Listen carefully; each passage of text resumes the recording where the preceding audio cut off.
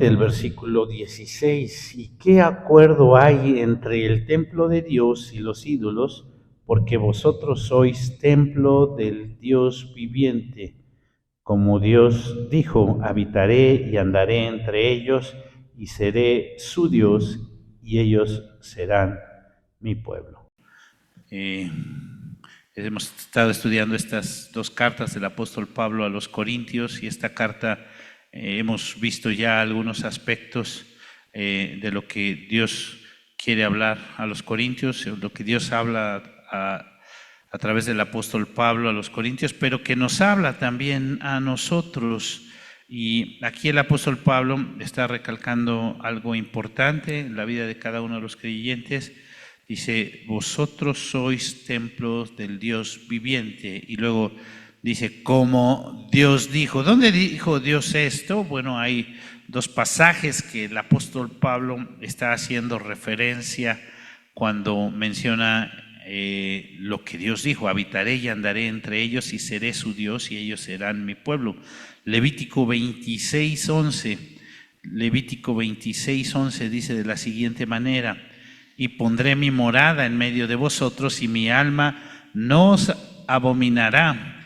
Y fíjense cómo dice el versículo 12, andaré entre vosotros y yo seré vuestro Dios y vosotros seréis mi pueblo. Y luego también, si vemos a los profetas, el profeta Ezequiel dice en ese pasaje icónico que podríamos decir de esta manera, el valle de los huesos secos, ahí en el versículo 27 dice, estaré en medio de ellos, mi tabernáculo, y seré a ellos por Dios y ellos me serán por pueblo, y sabrán las naciones que yo, Jehová, santifico a Israel, estando mi santuario en medio de ellos para siempre. Entonces, hemos hablado, la semana pasada estuvimos hablando acerca de el Evangelio en el verdadero creyente. ¿Qué es lo que produce el Evangelio en el verdadero creyente?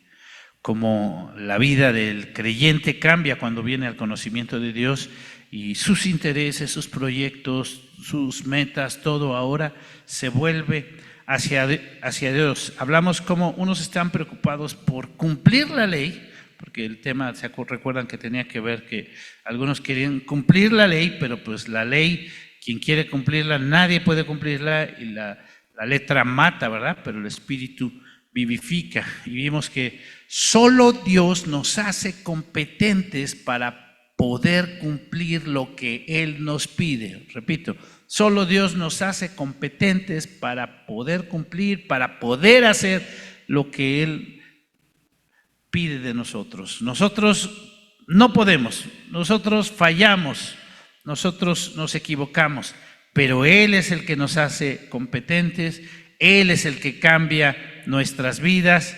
Y concluíamos la semana pasada con este versículo del capítulo 5, o sea, un capítulo atrás de lo que estamos leyendo ahorita. Perdón. Dice, de modo que si alguno está en Cristo, nueva criatura es, las cosas viejas pasaron, he aquí todas son hechas nuevas. De modo que si alguno está en Cristo, es una nueva criatura. Y me parece que lo que el apóstol Pablo está diciendo a los corintios y está llamando la atención a los corintios y lo que la palabra de Dios nos llama a nosotros en esta porción es a la santidad. Es un llamado a la santidad. Entonces, al hablarnos sobre que somos templo, nos habla de cómo vivimos y nos habla de nuestro quehacer cotidiano, nuestro actuar y nuestro proceder en muchos aspectos.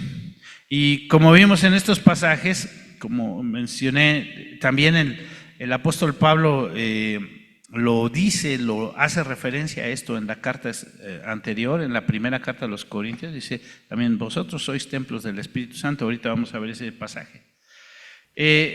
Pero ¿por qué es tan importante este punto? ¿Por qué es tan trascendente que Dios quiere que nosotros lo tengamos bien presente? Dios habitando en nosotros, Dios en nuestro corazón, Dios guiando y dirigiéndonos a nosotros. ¿Por qué es tan importante? Yo he hablado a veces de esto, que hoy estamos en la época digital y en la época de las cámaras y todo esto, y el reconocimiento facial, y les he dicho que ya pues algunos muy poderosos hoy en día se jactan de tener ya prácticamente reconocimiento facial de todo el mundo, ¿no? O sea, todo. Y entonces es tan fácil ya esta parte que dicen de cómo en una fotografía con 100 personas pueden reconocer a todas las personas completamente, ¿no? O sea, con un margen de error mínimo. Bueno, quiero puntualizar lo que hablan estos dos pasajes del Antiguo Testamento que mencioné, tanto el de Levítico como el de Ezequiel, porque, fíjense, estamos viendo que en esta carta a los Corintios el apóstol Pablo nos está llamando hacia la santidad, ¿no? Está haciendo un llamado. Vosotros sois templos del Espíritu Santo. Si sois templos del Espíritu Santo, debemos de vivir en santidad, porque Dios está habitando en nosotros. Entonces, fíjense, el pasaje de Levítico es muy interesante, porque Levítico es un pasaje sobre la ley. Acabamos de decir la semana pasada, la ley mata, bueno, lo veíamos en los textos, y el Espíritu vivifica. Pero es interesante saber que Dios, desde ese momento en que está marcando la pauta sobre cómo debemos de actuar o cómo debemos de ser, Él está diciendo: yo voy a vivir en sus corazones, yo voy a hacer que ustedes puedan ver y entender esta ley no como algo frío, como algo que simplemente es un requisito de cubrir, sino como algo que ustedes anhelen, deseen, busquen, quieran. Y marcábamos mucho esa diferencia, ¿no? Los que están yendo nada más por cumplir, y los que están buscando y anhelando estar en la presencia de Dios. También, entonces, es interesante el pasaje de Ezequiel, porque si recordamos el contexto de Ezequiel, Ezequiel es un profeta que le toca vivir la deportación. Es un profeta que le toca vivir con los últimos reyes del pueblo de Israel, pero le toca vivir como llega Nabucodonosor, rey de Babilonia, y a llevarse cautivo. Y lo que nos describe el libro de Ezequiel, o sea, hay algunas cosas muy interesantes, pero unas profecías que son muy marcadas y son muy puntuales en el libro de Ezequiel es cómo la presencia de Dios está en el templo, porque estábamos hablando, y cómo el templo que se corrompió tanto, o el pueblo que corrompió tanto al templo, al grado de que dentro del mismo templo se rendían culto a otros dioses, ya no solamente en los montes, en los árboles frondosos que ponían altares a otros dioses, sino Ezequiel describe cómo dentro del mismo templo ya estaban algunos líderes, supuestos guías espirituales del pueblo de Israel, ahora también sirviendo y adorando a otros dioses. Y entonces algo que marca el libro de Ezequiel, y es prácticamente como concluye el libro de Ezequiel, es como la gloria de Jehová abandona el templo, se va, pero con la promesa de un templo. Y entonces la profecía de Ezequiel, que es tremenda esa profecía, si ustedes han tenido la oportunidad de leer ese capítulo 37 de Ezequiel, el valle de los huesos secos, y donde Dios le pregunta a Ezequiel: ¿vivirán estos huesos, Ezequiel? Tú sabes, Dios, tú sabes. Y esa profecía nos habla de cómo Dios tiene el poder para levantar esos huecos, donde nadie ve vida, donde nadie puede tener una expectativa de que haya algo bueno o algo productivo. Dios puede levantarse para sí un pueblo que le honre, que le glorifique, que le exalte. Un pueblo en el que Él habite. El pueblo de Israel se había alejado de Dios y Dios lo estaba llevando cautivo, pero Dios podía levantar de esos huesos secos un pueblo que le alabe. ¿Qué implica esto ahora en nuestro pasaje en los Corintios? Les dije que en la primera carta a los Corintios, si ustedes quieren ver el capítulo 3 de la primera carta a los Corintios, ahí el apóstol toca este tema también. El versículo 16 dice específicamente: ¿no sabéis que sois templos de Dios y que el Espíritu de Dios mora en vosotros? ¿No sabéis que sois templo de Dios?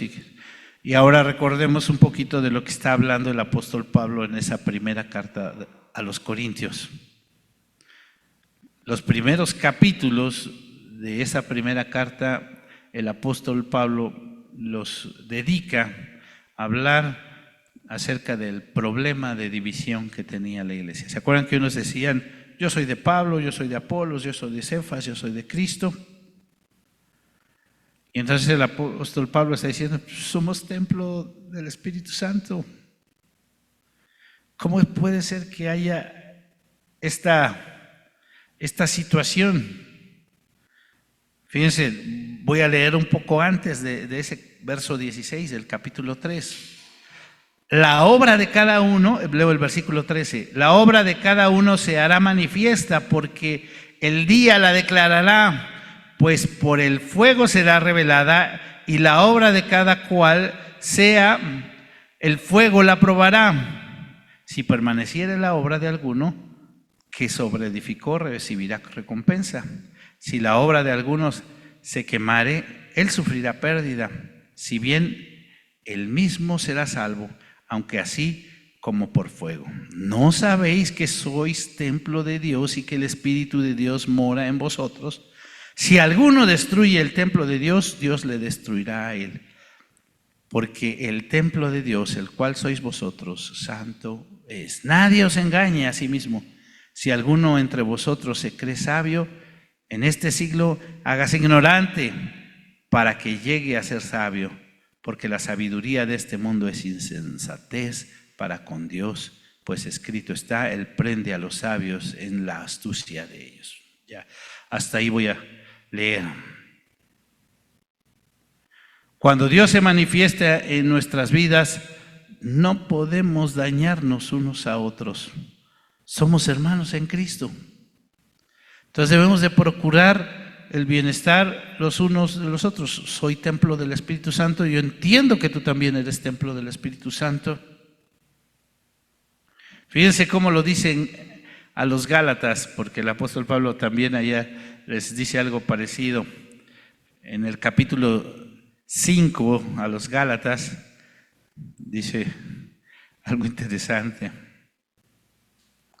en este sentido. Fíjense, estamos hablando de la ley, y la ley mata, el Espíritu ¿qué? Vivifica. Dios nos está llamando a santidad, a vivir en unidad, en armonía. Y fíjense, leo allá en Gálatas capítulo 5 a partir del verso 13. Porque vosotros, hermanos, a libertad fuisteis llamados, solamente que no uséis la libertad como ocasión para la carne, sino servíos por amor los unos a los otros. Porque toda la ley en esta sola palabra se cumple: amarás a tu prójimo como a ti mismo. Y fíjense este versículo 15. Pero si os mordéis y os coméis unos a otros, mirad también que no os consumáis unos a otros. Qué interesante, ¿verdad? Los de Corintios andaban de pleito entre ellos y había situaciones, dice el apóstol Pablo: recuerden que son templo del Espíritu Santo. Ustedes son el templo del Espíritu Santo. No es el edificio. Cuando hablamos acerca de la diferencia entre templo e iglesia, decimos el edificio es el templo, la iglesia somos los creyentes. Pero ahora lo que la palabra nos está puntualizando es que el Espíritu Santo, Dios mismo, es el que viene a morar entre nosotros. Entonces debemos de procurarnos y amarnos unos a otros. Interesante también este pasaje de Gálatas, porque estoy mencionando que el apóstol Pablo está llamando a la santidad, y ese pasaje de Gálatas que acabo de dar lectura, y el capítulo 5, habla después de las obras de la carne y del fruto del Espíritu. La santidad. Más el fruto del Espíritu es amor, gozo, paz, paciencia, benignidad, ¿no? Vamos ahora a nuestro pasaje, 2 Corintios capítulo 6. Llamado a la santidad, insisto, es un llamado a la santidad. Vemos el verso 1. Así pues nosotros, como colaboradores suyos, os exhortamos también a que no recibáis en vano la gracia de Dios. ¿Qué es lo que está diciendo el apóstol Pablo a los Corintios? ¿Qué es eso de no recibir en vano la gracia de Dios? Es decir, ustedes, fíjense, ya les dijo en el capítulo anterior, capítulo 5, verso 17, de modo que si alguno está en Cristo, nueva criatura es. Las cosas viejas pasaron y aquí todas son hechas nuevas. Y aquí empieza diciendo, no reciban en vano la gracia de Dios. Que se les note que son cristianos. Que se vea que Dios mora en ustedes. Que se vea el amor de Dios reflejado en ustedes. Fíjense cómo está hablando del Evangelio. Sigo leyendo ahí, estamos en 2 Corintios 6. Porque dice, en tiempo aceptable te he oído y en día de salvación te he socorrido. He aquí ahora el tiempo aceptable, he aquí ahora el día de salvación. Hoy es el día de salvación. Dios nos ha salvado, nos ha redimido. Entonces, dice ahí este versículo 1 del capítulo 6, os exhortamos también a que no recibas en vano la gracia de Dios. Dios nos ha dado esa salvación, nos ha socorrido. Correspondamos, vivamos la obra que Dios quiere que hagamos. ¿Cómo vive ahora el cristiano? ¿Cómo debe de vivir? Fíjense cómo lo viene describiendo en este capítulo que acabamos de dar lectura, el capítulo 6. Es muy hermoso y muy interesante ver lo que quiere resaltar la palabra de Dios en cómo debemos. Leo versículo 4 y me voy a seguir hacia adelante. Pongan atención. Antes bien nos recomendamos, es decir, en todo como ministros de Dios, en mucha paciencia, en tribulaciones, en necesidades, en angustias, en azotes, en cárceles, en tumultos, en trabajos, en desvelos, en ayunos, en pureza, en ciencia, en longanimidad, en bondad, en el Espíritu Santo, en el amor sincero, en la palabra de verdad, en poder de Dios, con armas de justicia a diestra y a siniestra. Armas de justicia, no con armas violencia, sino armas de justicia. Si tenemos una guerra, vamos a ver eso un poquito más adelante, porque nuestras armas, dice allá en el capítulo 10, el apóstol Pablo, no son las de este mundo. Ahí describe un poco más sobre nuestras armas, dice. Aquí dice, entonces, con armas de justicia a diestra y a siniestra, por honra y por deshonra. Eso está interesante porque de repente, por honra, y en muchos lo van a ver de esta manera, pero muchos como que no lo van a ver bien, por mala fama o por buena fama. Cuando se trata de servir a Dios, esa parte no es importante. Como engañadores, algunos dicen, ay, es así son, pero veraces. Como desconocidos para el mundo, ¿verdad? Pero conocidos para Dios. Como moribundos, mas he aquí vivimos. ¿Por quién vivimos? Por lo que Dios ha hecho.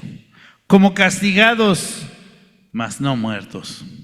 Finalmente Dios nos da la vida eterna, ¿no? Como entristecidos, mas siempre gozosos. Como pobres, mas enriqueciendo a muchos, como no teniendo nada, mas poseyéndolo todo. Qué hermoso es esa parte, ¿no? Como no teniendo nada, pero poseyéndolo todo. Ya nuestra mirada está puesta ahora en lo que Dios tiene para nosotros. Algunos piensan, como que están perdiendo el tiempo aquí, no han alcanzado muchas cosas, no.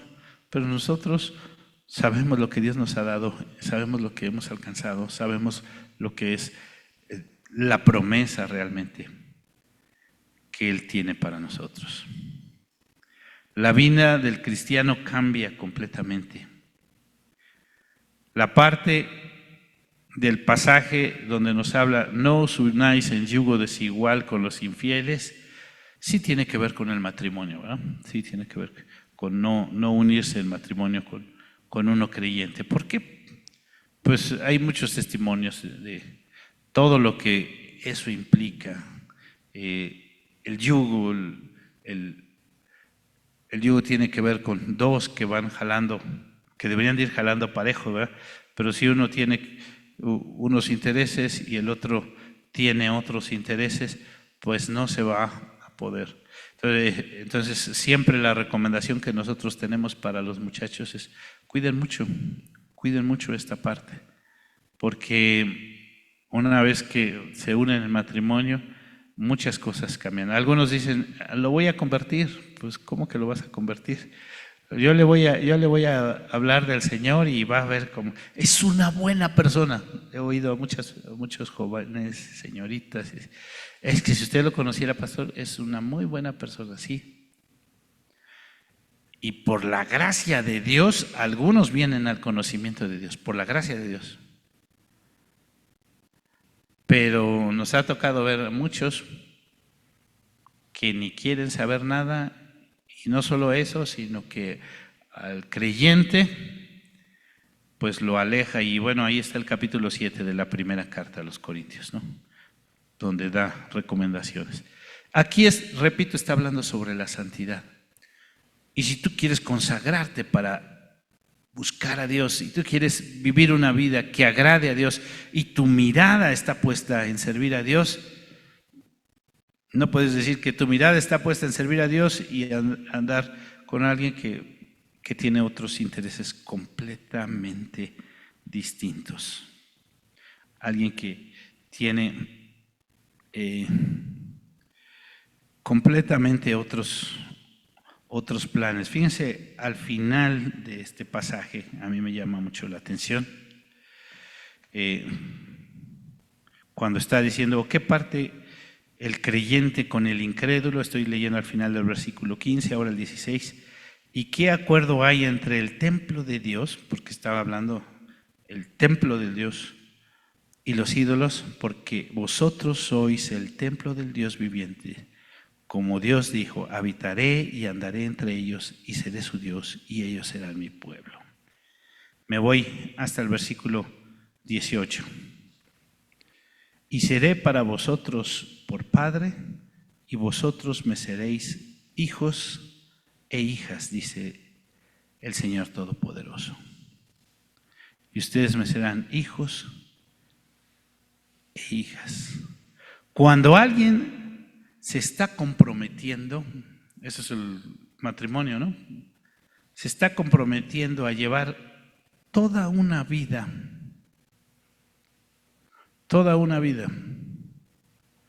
Y aquí podría preguntar, ¿cuántos años llevan de matrimonio? ¿Cuántos llevan?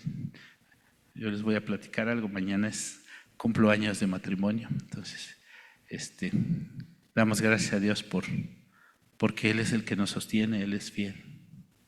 Y sé que gracias a Dios dentro de la iglesia hay varias familias que Dios les ha sostenido, los ha guardado, Dice, seré para vosotros por padre y vosotros me seréis hijos e hijas, dice el Todopoderoso. Dios es el que nos guarda, el que nos sostiene. el que nos permite seguir adelante. No es que nosotros seamos muy capaces, incluso en el matrimonio es una situación que debemos de reconocer. Yo puedo fallar, mi cónyuge puede fallar. Yo confío en ella y ella confía en mí. Primeramente confiamos en Dios, que es el que nos sostiene.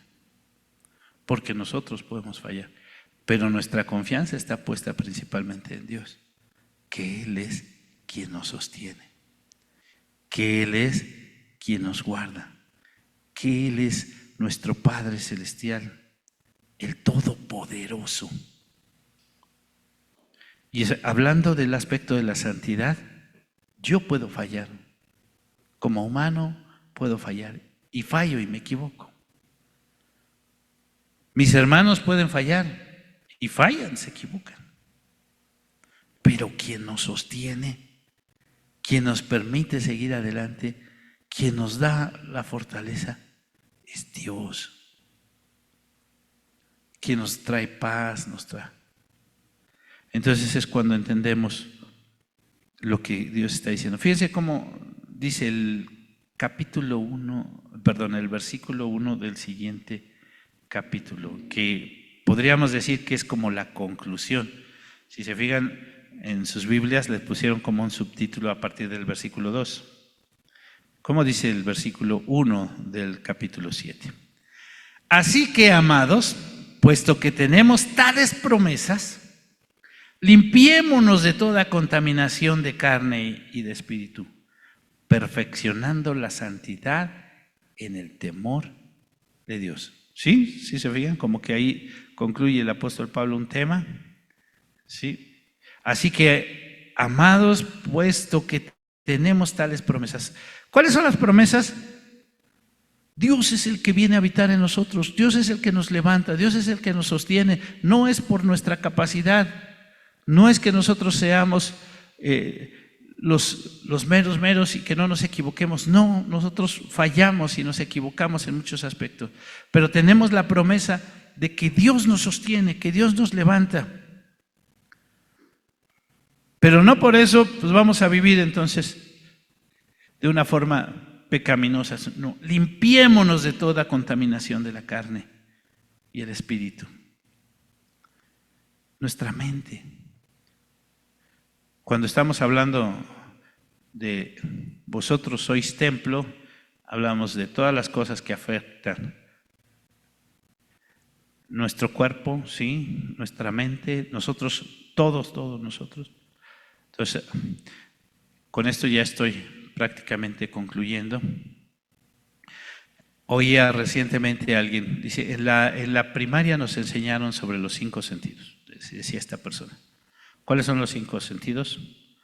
La vista, el oído, el olfato, el gusto, el tacto. ¿No? La vista.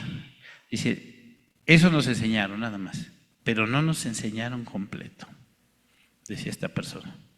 Lo que no nos enseñaron es que todos esos sentidos son como antenas, decía esta persona. ¿Qué es eso de una antena? Sí, está recibiendo las señales de todo lo que hay afuera. Y si tú estás captando todo el tiempo señales positivas o negativas, decía esta persona, eso es lo que estás reflejando.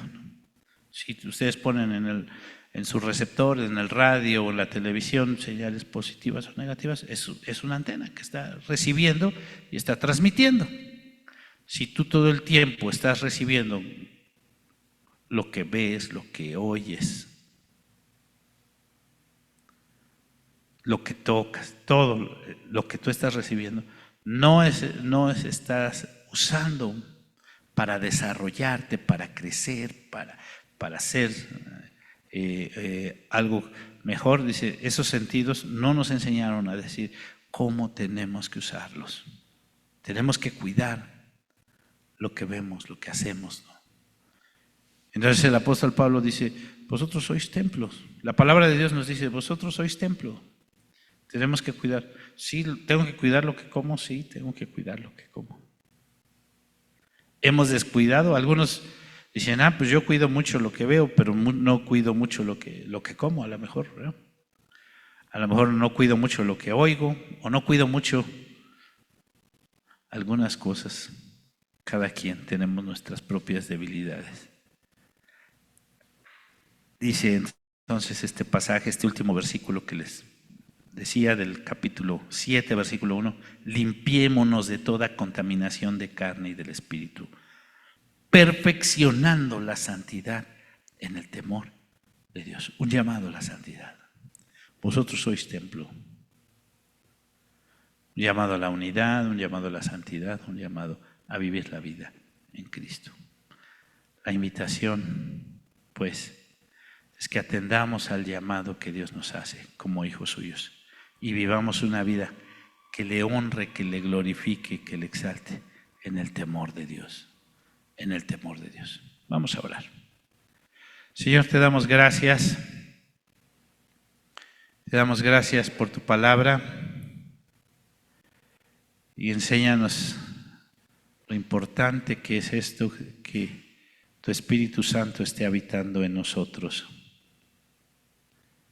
El cuidado, la santidad, todo, Señor, lo que debemos de hacer y no hacer. Señor, te alabamos porque tu palabra nos muestra, Señor. El camino nos muestra, Señor, lo que tú buscas de nosotros. Enséñanos a vivir, a corresponder, a hacer, Señor, lo que tú nos pides. Pues te lo pedimos, te lo rogamos en el precioso nombre de Cristo Jesús, nuestro Señor. Amén.